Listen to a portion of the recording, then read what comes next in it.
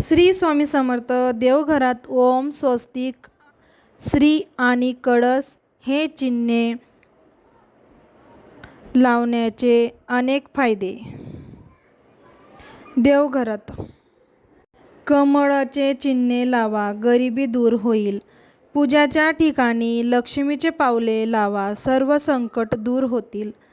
ताईंनो, घरातील सर्वात पवित्र स्थान म्हणजे घरातले मंदिर.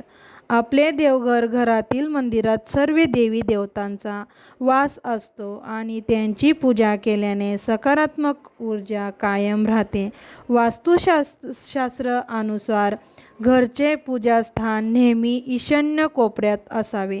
ईशान्य ही देवतांची दिशा मानली जाते आणि या दिशेपासून शुभ परिणाम प्राप्त होतात.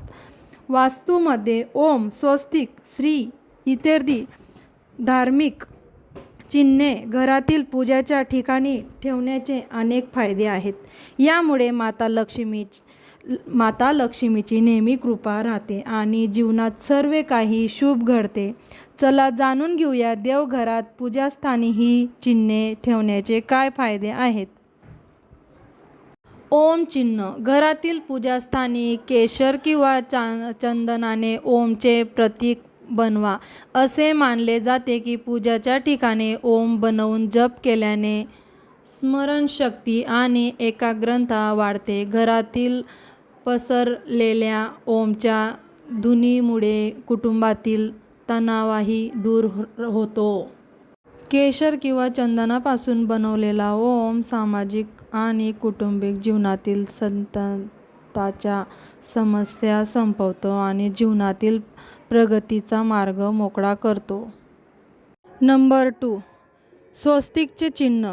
पूजास्थान आणि घराच्या मुख्य दरवाजावर हळदीचे स्वस्तिक चिन्ह बनवा आणि खालील शुभ लाभ लिहा.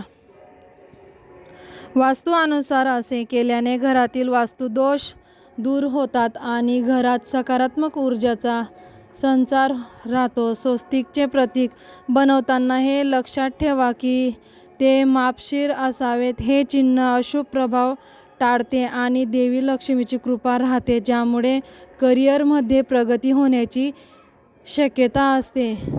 श्रीचे चिन्ह. श्री हे माता लक्ष्मीचे प्रतीक मानले जाते.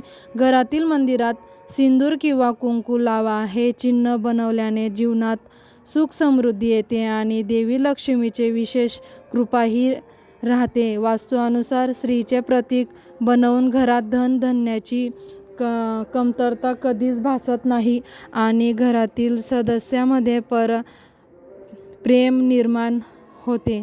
पूजाच्या ठिकाणी श्रीचे प्रतीक असल्यामुळे माता लक्ष्मीचे स्वतः तिथे वास करते. कळसाचे चिन्ह. घरातील पूजाच्या ठिकाणी सिंदूर लावून मंगल कलश बनवल्यास सकारात्मक ऊर्जा राहते. या चिन्हामुळे घरातील वातावरण शुद्ध आणि सकारात्मक राहते आणि सर्व प्रकारचे अडथळे दूर होतात. वास्तुनुसार मंगल कलश हे देवी लक्ष्मीचे प्रतीक मानले जाते आणि यामुळे कुटुंबात सुख समृद्धी प्राप्त होते. या सोबतच पैशांची आवकही स्थिर राहून कुटुंबातील सदस्यांची प्रगती होते. व्हिडिओ आवडला तर लाईक करा, सबस्क्राईब करा. धन्यवाद.